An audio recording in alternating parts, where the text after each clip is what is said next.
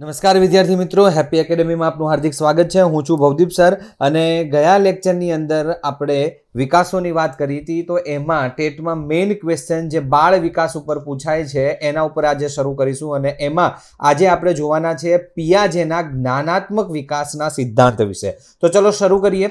સૌથી પહેલા વિકાસના સિદ્ધાંતો, બાળ વિકાસના સિદ્ધાંતોની વાત કરીએ તો એમાં 3 મનોવૈજ્ઞાનિકો યાદ રાખવાના છે અને 3 મનોવૈજ્ઞાનિકો ઉપર બહુ વખત ટેટમાં ક્વેશ્ચન સીટેટમાં પણ પૂછાયેલા છે.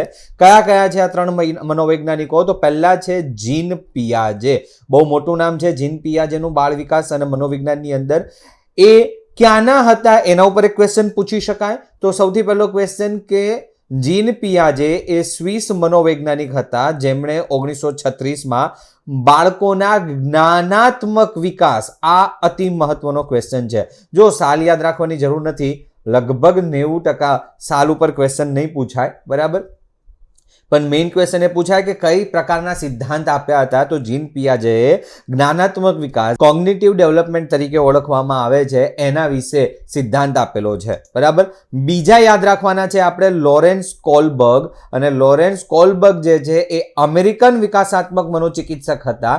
એમણે બાળકોના નૈતિક વિકાસના સિદ્ધાંતો આપેલા છે, એટલે કે મોરલ ડેવલપમેન્ટ. અને ત્રીજા આપણે યાદ રાખવાના છે લેવ વાઇગોત્સ્કી, જેને ઘણા લોકો વિગોત્સ્કી તરીકે પણ ઓળખે છે. અને વાઇગોત્સ્કી એ રશિયન મનોવૈજ્ઞાનિક હતા જેમણે માનવ સંસ્કૃતિ અને જૈવ સામાજિક વિકાસનો સિદ્ધાંત આપેલો છે. તો 3 યાદ રાખવાના છે: જીન પિયાજે એટલે કે જ્ઞાનાત્મક વિકાસ, લોરેન્સ કોલબર્ગ એટલે કે તમારા બાળકોના નૈતિક સિદ્ધાંત, અને લેવ વેગોત્સ્કી એટલે કે સાંસ્કૃતિક અને જૈવ સામાજિક સિદ્ધાંત. 3 મનોવૈજ્ઞાનિકો અને એમના 3 સિદ્ધાંતો, આના ઉપર ક્વેશ્ચન પૂછી શકાય છે. ચલો અહીંયા શરૂ કરીએ હવે આપણે કે પિયાજેનો જે જ્ઞાનાત્મક વિકાસનો સિદ્ધાંત છે એ કેવી રીતે આવ્યો અને એની અંદર કયા કયા લક્ષણો છે. તો સૌથી પહેલા કોગ્નિટિવ શબ્દ એટલે કે જ્ઞાનાત્મક શબ્દનો જે અર્થ છે એ કોની સાથે જોડાયેલો છે? તો એ મનની જાગૃતિ સાથે જોડાયેલો છે. સીધી વસ્તુ છે મિત્રો કે જ્ઞાન પ્રાપ્ત કેવી રીતે થાય? તો જ્યારે તમારું મન જાગૃત થાય એ સમયે તમને જ્ઞાન પ્રાપ્ત થાય. એટલે જ્ઞાનાત્મક જે છે જીન પિયાજેનું એ કોના સાથે સંકળાયેલું છે? તો બાળકના મન સાથે સંકળાયેલું છે. બીજી વસ્તુ, પિયાજેએ આ સિદ્ધાંતના 3 મુખ્ય ઘટકો આપ્યા છે. એમાં સૌથી પહેલો ઘટક છે સ્કીમા, બીજો ઘટક છે અનુકૂલનતા એટલે કે એડેપ્ટેશન, અને ત્રીજું છે સંતુલીકરણ. હવે આ 3 વિશે ડિટેલમાં જોવાનું છે કે સ્કીમા, અનુકૂલનતા અને સંતુલીકરણ એ કોને કહેવાય. તો ચલો સૌથી પહેલા સ્કીમા વિશે વાત કરીએ. તો સ્કીમા એટલે શું? તો સ્કીમા જેને એ જ્યારે બાળક વિચાર અથવા વર્તન એને વ્યવસ્થિત રીતે રિપ્રેઝેન્ટ કરે એને સ્કીમા કહેવાય. મતલબ શું? તો જો જ્યારે કોઈ બાળક પઝલ અથવા તો તર્કસંગત પ્રશ્નનો ઉકેલ કરતો હોય ત્યારે પોતાનું જ્ઞાન, અહીંયા જ્ઞાન એટલે શું? પૂર્વ જ્ઞાન. પૂર્વ જ્ઞાનનો મતલબ શું થાય? પહેલેથી મળેલું જ્ઞાન. પૂર્વ જ્ઞાન એટલે કયો શબ્દ વપરાય? મૂર્ત શબ્દ વપરાય. મૂર્ત અને અમૂર્ત, આની આપણે પહેલા પણ વાત કરી ગયા છીએ. મૂર્ત અને અમૂર્ત એટલે શું? જે બાળક જાણે છે અથવા તો જેના વિશે બાળક જાણે છે એને મૂર્ત વસ્તુ તરીકે ઓળખવામાં આવે છે, અને જેના વિશે બાળક નથી જાણતું એને અમૂર્ત વસ્તુ તરીકે ઓળખવામાં આવે છે. હવે સ્કીમા એટલે શું? બાળકની સામે તમે કોઈ પણ એક પઝલ અથવા તો તર્કસંગત કોયડો મૂકો એટલે પહેલા શું કરશે ખબર છે? એ પોતાના પૂર્વ જ્ઞાનનો ઉપયોગ કરશે. એટલે કે આવી કોઈ પઝલ, આવો કોઈ કોયડો, આવી કોઈ પરિસ્થિતિ, આવી કોઈ વસ્તુ પહેલા એણે જોયેલી છે કે નહીં એ એના વિશે વિચારશે, અને એના વિશે વિચાર્યા પછી એ વિચારને એ વર્તમાન પરિસ્થિતિની અંદર લાગુ પાડવાનું જે કામ કરે છે એને સ્કીમા તરીકે ઓળખવામાં આવે છે. એટલે 2 વસ્તુ, સ્કીમા એટલે શું? પૂર્વ જ્ઞાન અથવા તો અનુભવ, એને વર્તમાન પરિસ્થિતિની અંદર અપ્લાય કરે બાળક, એને સ્કીમા તરીકે ઓળખવામાં આવે છે. ચલો નેક્સ્ટ જોઈએ. સ્કીમાની ડેફિનેશન કોને કહેવાય? તો પ્રશ્ન ઉકેલવાની પ્રક્રિયા દરમિયાન બાળકના મનમાં આવતી વિચારોની રૂપરેખાને સ્કીમા કહેવામાં આવે છે. આ સિમ્પલ આનો મતલબ છે, પરંતુ પિયાજેએ સ્કીમાનો મતલબ શું આપ્યો છે? તો પિયાજેએ સ્કીમાને આ રીતે વ્યાખ્યાયિત કર્યું છે કે એક સંલગ્ન પુનરાવર્તિત ક્રિયાની શ્રેણી જેના ઘટક ભાગો પરસ્પર સંકળાયેલા હોય છે અને જે એક મુખ્ય અર્થથી નિયંત્રિત થતા હોય. શું છે? સંલગ્ન એટલે જોડાયેલી. પુનરાવર્તિત ક્રિયાની શ્રેણી જેના ઘટક ભાગો એકબીજા સાથે જોડાયેલા છે અને મુખ્ય અર્થથી નિયંત્રિત થયેલા છે એને સ્કીમા તરીકે ઓળખવામાં આવે છે. આ ડેફિનેશન કોણે આપી? તો એ ડેફિનેશન જીન પિયાજે દ્વારા આપવામાં આવી હતી. ઠીક છે.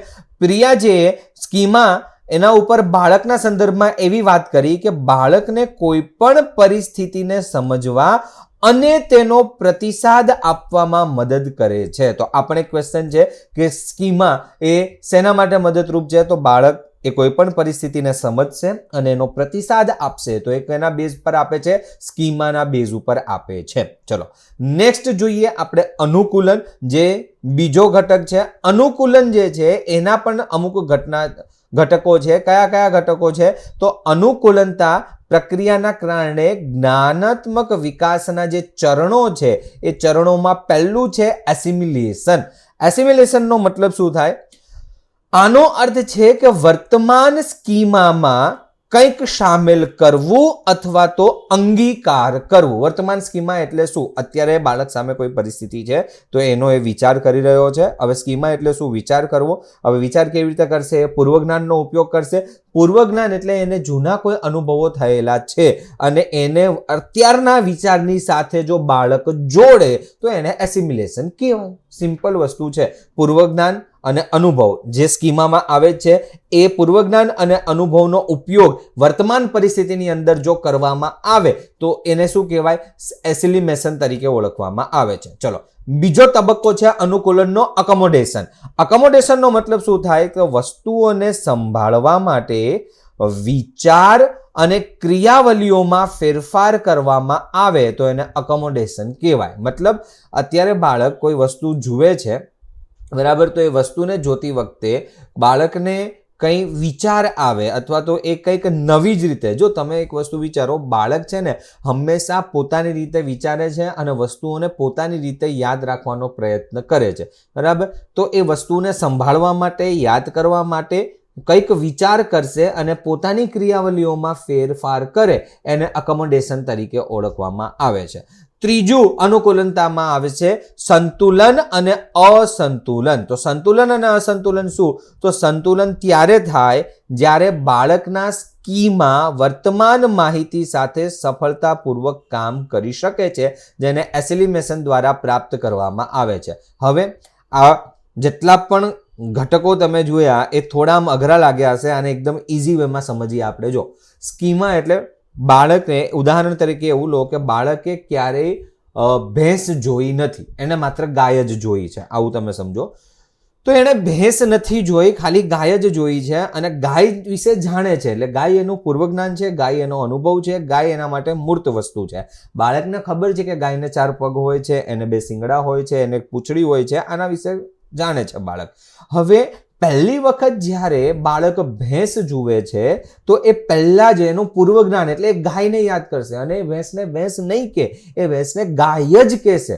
તમે જોયું છે નાના બાળકો છે ને 4 પગવાળા જેટલા પણ જુએ, હવે એને તમે ગાય વિશે કરાયેલું ને તો એ દરેક, જો ગધેડો જોવે તો પણ ગાય કહેશે, ઘોડો જોવે તો પણ ગાય કહેશે, ભેંસ જોવે તો પણ ગાય કહેશે. શું કામ? કારણ કે એના મગજમાં એ વસ્તુ ફિટ થયેલી છે, બરાબર. હવે શું કરે છે? એસિમિલેશન કરે છે. એસિમિલેશન એટલે એને કંઈક નવી વસ્તુ જોઈ તો એને ગાય સાથે સરખાવે છે. પછી અકોમોડેશન કરે છે. અકોમોડેશન મતલબ શું? કે તમે એને એવું કહ્યું કે ના બેટા આ ગાય નથી, આને ભેંસ કહેવાય. પછી તમારે એનો તફાવત સમજાવવો પડશે. બાળકને ડાયરેક્ટ નહીં ખબર પડે. તમારે એવું કહેશે, જો બેટા ગાય ધોળી હતી અથવા તો ગોરી હતી, ભેંસ કાળી છે, ભેંસ આવી રીતે હોય, આવા અમુક પ્રકારના તફાવત તમે સમજાવો.